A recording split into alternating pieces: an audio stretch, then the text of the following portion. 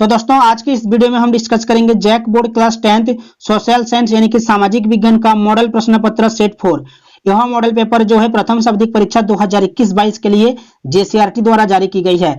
जैसा कि इस बार सभी प्रश्न एमसीक्यू होंगे यानी कि बहुविकल्पीय होंगे और समय मिलेगा आपको 1 घंटा 30 मिनट। कुल पूर्णांक रहेगा आपका 40। प्रत्येक प्रश्न के लिए मिलेगा आपको 1 अंक और इसी मॉडल प्रश्न पत्र आधारित जो है आपको प्रथम शब्दिक परीक्षा में भी पेपर देखने को मिलेगा। इसलिए वीडियो को लास्ट तक देखिए, वीडियो को लाइक करके अपने दोस्तों में शेयर कीजिए और इस चैनल में जुड़ने के लिए चैनल को सब्सक्राइब करके बेल आइकन को प्रेस करके ऑल पे क्लिक करके रखिए, क्योंकि इस चैनल में ऐसी वीडियोस मिलती रहती है। तो चलिए एक एक करके सभी प्रश्नों के उत्तर को देख लेते हैं। तो चलिए एक एक करके सभी का उत्तर देख लेते हैं। पहला प्रश्न है, ऐसी सरकार या शासन व्यवस्था जिसकी सत्ता पर किसी प्रकार का कोई अंकुश नहीं होता कहा जाता है। ऐसी सरकार या शासन व्यवस्था जिसकी सत्ता पर किसी प्रकार का कोई अंकुश नहीं होता कहा जाता है। 4 ऑप्शन आपके सामने इस प्रकार रहेंगे, निरंकुशवाद, उदारवाद, राष्ट्रवाद या रूढ़िवाद। देखिए इनमें से सही हो जाएगा आपका निरंकुशवाद, याद रखिएगा। नेक्स्ट देखिए, मतदान के अधिकार को क्या कहा जाता है। मतदान के अधिकार को क्या कहा जाता है? मताधिकार कहा जाता है, याद रखिएगा। मतदान के अधिकार को क्या कहा जाता है? मताधिकार। ऑप्शन नंबर ख आपका सही हो जाएगा। नेक्स्ट है, बास्तिल किले का पतन कब हुआ? बास्तिल किले का पतन हुआ था 1789 में, याद रखिएगा। ऑप्शन नंबर ग आपका यहाँ पर सही होगा। नेक्स्ट है, 1815 में आयोजित वियना सम्मेलन की मेजबानी किसने की थी? 1815 में आयोजित वियना सम्मेलन की मेजबानी किसने की थी? मैटरनिख ने की थी, मैटरनिख, याद रखिएगा। ऑप्शन नंबर घ आपका यहाँ पर सही हो जाएगा। नेक्स्ट क्वेश्चन देखिए, लिब्रे क्या था? नेक्स्ट क्वेश्चन है, लिब्रे क्या था? लिब्रे जो है फ्रांसीसी मुद्रा, याद रखिए। ऑप्शन नंबर क आपका यहाँ पर करेक्ट होगा। नेक्स्ट देखिए, गांधी इरविन समझौता कब हुआ? गांधी इरविन समझौता कब हुआ? 5 मार्च 1931, याद रखिएगा। 5 मार्च 1931। ऑप्शन नंबर ख में दिया हुआ है आपका यहाँ पर 5 मार्च 1931। नेक्स्ट देखिए, नेक्स्ट क्वेश्चन है, गांधी जी को पहली बार राष्ट्रपिता कहकर किसने संबोधित किया? गांधी जी को पहली बार राष्ट्रपिता कहकर किसने संबोधित किया? सुभाष चंद्र बोस ने, याद रखिएगा, सुभाष चंद्र बोस। गीतांजलि किसकी रचना है? गीतांजलि किसकी रचना है? 4 ऑप्शन आपके सामने इस प्रकार होंगे, रविंद्रनाथ टैगोर, बंकिम चंद्र चटर्जी, महेश्वर नाथ तिवारी या महात्मा गांधी। इनमें से करेक्ट हो जाएगा आपका Rabindranath Tagore. Hindustan socialist Republican army, Hindustan socialist Republican army की स्थापना किसने की? याद रखिएगा, भगत सिंह ने। ऑप्शन नंबर घ आपका यहाँ पर करेक्ट होगा, भगत सिंह। नेक्स्ट क्वेश्चन देखिए, भारतीय संविधान कब बनकर तैयार हुआ? भारतीय संविधान कब बनकर तैयार हुआ? 4 ऑप्शन आपके सामने इस प्रकार होंगे, 15 अगस्त 1947, 26 नवंबर 1949, 26 जनवरी 1950, 2 अक्टूबर 1869। देखिए यहाँ पर दिया हुआ है ऑप्शन नंबर क में 15 अगस्त 1947। 15 अगस्त 1947 को हमारा देश जो है आजाद हुआ था। ठीक है, यहाँ पर दिया हुआ है 26 नवंबर 1949। 26 नवंबर 1949 को जो है भारतीय संविधान बनकर तैयार हुआ था। तो इस प्रश्न का उत्तर हो जाएगा आपका ऑप्शन नंबर ख। ठीक है, ऑप्शन नंबर ग में दिया हुआ है 26 जनवरी 1950। 26 जनवरी 1950 जो है भारतीय संविधान लागू हुआ था। संविधान लागू हुआ था 26 जनवरी 1950 को और बनकर तैयार हुआ था 26 नवंबर 1949 को।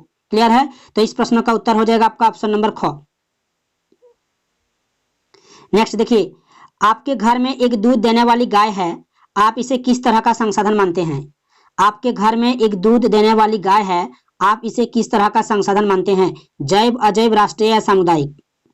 देखिए गाय का बात किया गया है, गाय जो है आपका जैव हो जाएगा क्योंकि जीवन है, सजीव है, इसलिए हो जाएगा आपका जैव। नेक्स्ट देखिए, जिस भूमि पर खेती की जाती है उसे क्या कहते हैं? जिस भूमि पर खेती की जाती है उसे कहते हैं कृषि योग्य भूमि। ऑप्शन नंबर को आपका यहाँ पर करेक्ट होगा। वीडियो को लाइक करके अपने दोस्तों में शेयर कर दीजिएगा और चैनल में अगर नए हो तो चैनल को सब्सक्राइब करके बेल आइकन को प्रेस करके ऑल पे क्लिक करके रखिएगा, क्योंकि इस चैनल में ऐसी वीडियोस मिलती रहती है। नेक्स्ट देखिए, नेक्स्ट है, बांगर और खादर किस मिट्टी का प्रकार है? बांगर और खादर किस मिट्टी का प्रकार है? याद रखिएगा, जलोढ़ मिट्टी का।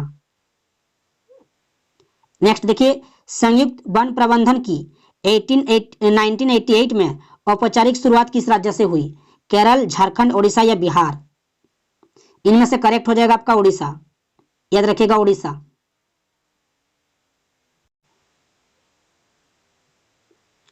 नेक्स्ट है, वन विभाग के अनुसार कुल वन क्षेत्र का 1/3 हिस्सा किस वन का है? वन विभाग के अनुसार कुल वन क्षेत्र का 1/3 हिस्सा किस वन का है? अवर्गीकृत, रक्षित, आरक्षित या अन्य? इनमें से करेक्ट हो जाएगा आपका रक्षित वन, याद रखिएगा रक्षित। भारत के 5% धनी लोग कितने प्रतिशत गरीब लोगों के बराबर संसाधन उपभोग करते हैं? प्रश्न संख्या 16 का देखिए, भारत के 5% धनी लोग कितने प्रतिशत गरीब लोगों के बराबर संसाधन उपभोग करते हैं? 25%, 50, 5 या 75? इनमें से सही हो जाएगा आपका 25%, याद रखिएगा। नेक्स्ट देखिए, पश्चिमी राजस्थान में वर्षा जल संग्रहण की रीति किस कारण से कम हो रही है? पश्चिमी राजस्थान में वर्षा जल संग्रहण की रीति किस प्रकार से कम हो रही है? वर्षा नियमित होने से, इंदिरा गांधी नहर से, बारहमासी जल सुविधा से, भूमिगत जल स्तर की कमी हो जाने से? इनमें से कोई नहीं। तो इनमें से सही हो जाए, यहाँ पर देखिए पश्चिमी राजस्थान में वर्षा जल संग्रहण की रीति किस कारण से कम हो रही है? तो इनमें से करेक्ट हो जाएगा आपका इंदिरा गांधी नहर से बारहमासी जल सुविधा है, इसी कारण से। तो ऑप्शन नंबर ख आपका यहाँ पर सही होगा। सिंचाई ने कई क्षेत्रों में निम्नलिखित में से किसे परिवर्तित कर दिया है? सिंचाई ने कई क्षेत्रों में निम्नलिखित में से किसे परिवर्तित कर दिया है? फसल प्रतिरूप, वन प्रतिरूप, मछली या इनमें से कोई नहीं? देखिए यहाँ पर सिंचाई का बात किया गया है। सिंचाई ने कई क्षेत्रों में निम्नलिखित में से किसे परिवर्तित कर दिया है? तो आपको आंसर देना है फसल प्रतिरूप। ऑप्शन नंबर को आपका यहाँ पर सही होगा। नेक्स्ट है, प्रचुर मात्रा में जल उपलब्ध होने के बावजूद जल दुर्लभता कैसे होती है? प्रचुर मात्रा में जल उपलब्ध होने के बावजूद जल दुर्लभता कैसे होती है? औद्योगिक कचरों और रसायनों से जल की गुणवत्ता में कमी होना, अत्यधिक प्रयोग से जल की मात्रा में कमी होना, जल की मात्रा में वृद्धि होना या इनमें से कोई नहीं? इस प्रश्न का उत्तर हो जाएगा आपका ऑप्शन नंबर क सही होगा। औद्योगिक कचरों और रसायनों से जल की गुणवत्ता में कमी होना। नेक्स्ट देखिए, नेक्स्ट है, नदियों पर बांध बनाने से क्या नहीं होता है? नदियों पर बांध बनाने से क्या नहीं होता है? जलाशय की तली में तलछट का जमाव हो जाता है, बिल्कुल सही है। जलीय जीवों के भोजन में कमी हो जाती है, बिल्कुल सही है। वनस्पति और खेत जल में डूब जाते हैं, ये भी सही है। और ऑप्शन डी में दिया हुआ है सूर्य ग्रहण होता है, ये बिल्कुल गलत है। तो इस प्रश्न का उत्तर हो जाएगा आपका ऑप्शन नंबर घ, सूर्य ग्रहण होता है। नेक्स्ट क्वेश्चन देखिए, यूएनडीपी के अनुसार किसी देश के विकास को आंकने का आधार निम्नलिखित में से कौन सा है? यूएनडीपी के अनुसार किसी देश के विकास को आंकने का आधार निम्नलिखित में से कौन सा है? प्रति व्यक्ति आय, लोगों की शिक्षा का स्तर, लोगों का स्वास्थ्य स्तर या उपयुक्त सभी? देखिए इस प्रश्न का उत्तर हो जाएगा आपका प्रति व्यक्ति आय, लोगों की शिक्षा का स्तर, लोगों का स्वास्थ्य स्तर। तो ऑप्शन नंबर डी आपका सही हो जाएगा, उपयुक्त सभी। नेक्स्ट है, विश्व बैंक की विश्व रिपोर्ट 2017 के अनुसार, विश्व बैंक की विश्व विकास रिपोर्ट 2017 के अनुसार वे देश जिनकी प्रति व्यक्ति आय $12,056 प्रति वर्ष या उससे अधिक है वे समृद्ध देश है, बिल्कुल सही बोला गया है।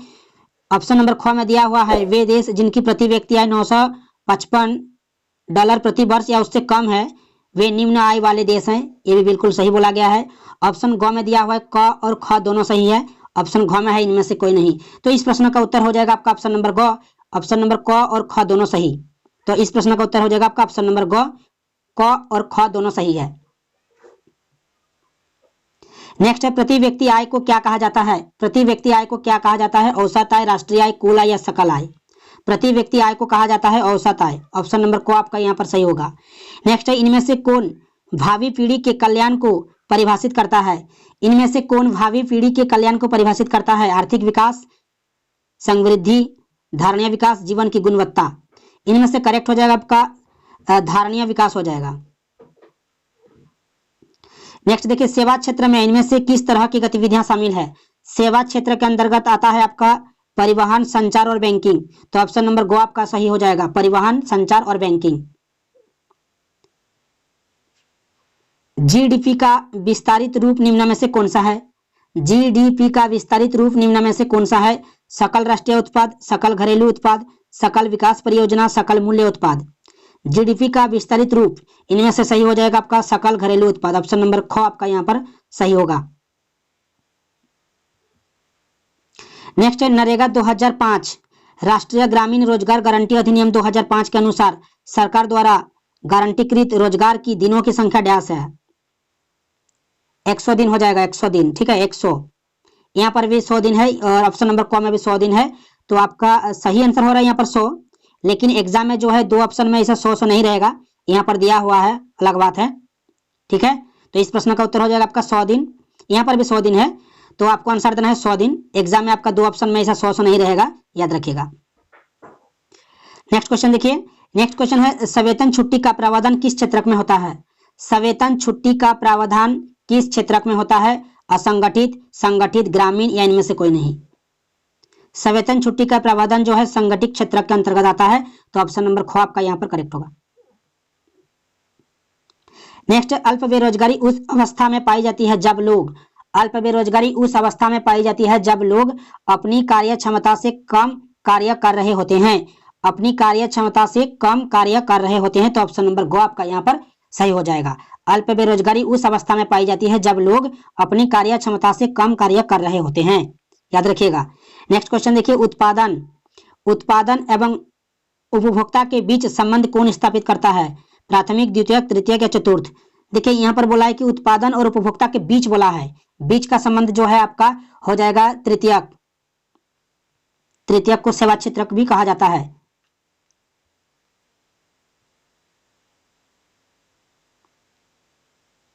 नेक्स्ट देखिए, नियंत्रण एवं संतुलन की व्यवस्था का संबंध सत्ता की साझेदारी में के निम्न में से किस रूप से होते हैं?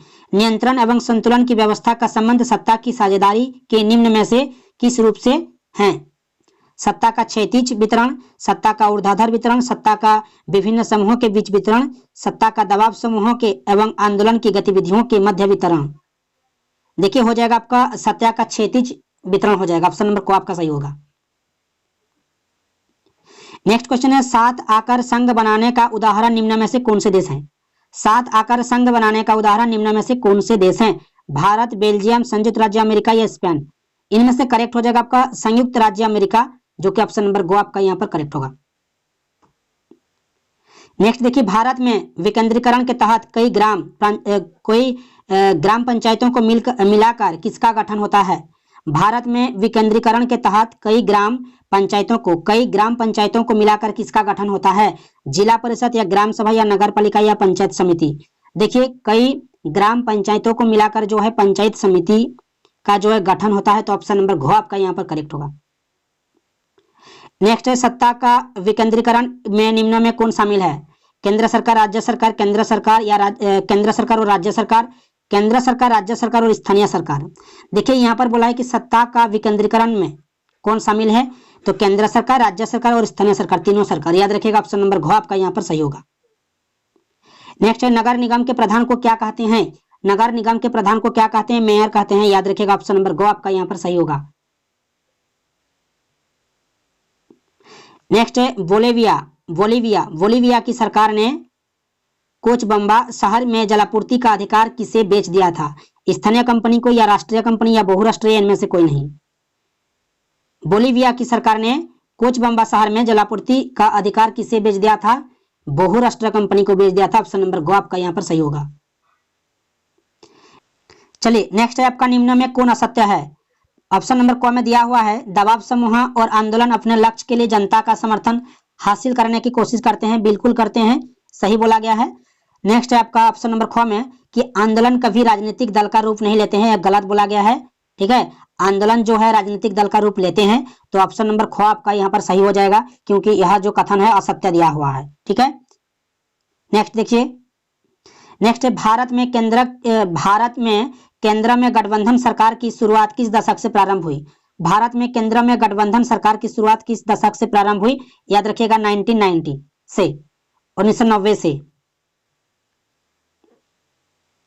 भारत में अवशिष्ट बाकी बचे विषय किसके अधिकार क्षेत्र में आते हैं? केंद्र सरकार, राज्य सरकार, केंद्र एवं राज्य सरकार या स्थानीय सरकार? देखिए भारत में अवशिष्ट यानी कि बाकी बचे जो है विषय किसके अधिकार क्षेत्र में आते हैं? सारे के सारे केंद्र सरकार के आते हैं, ठीक है। ऑप्शन नंबर को आपका यहाँ पर सही होगा, केंद्र सरकार।